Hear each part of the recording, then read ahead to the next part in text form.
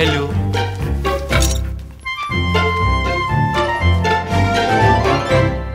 অফিসটা খাসা, তবে বিলকুল ফাঁকা, নেই কাজ কারবার।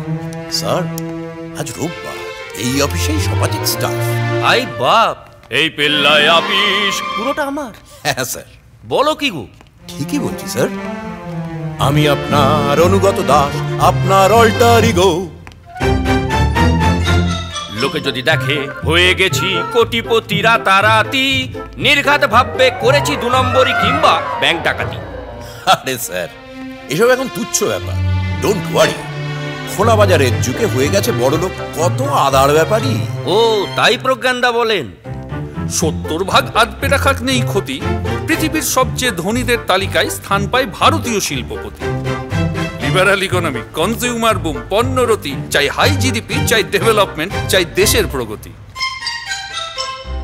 যাকে ও সব জ্ঞান ঘ্যানোর ঘ্যানোর ঘ্যান, বলুন তো কি হবে আমার গতি?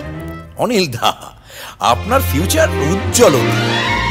এইটা এখন আপনার দপ্তর। আপাতত সারা বিশ্বে সাম্রাজ্য ছড়াবে দিন যাবে যত।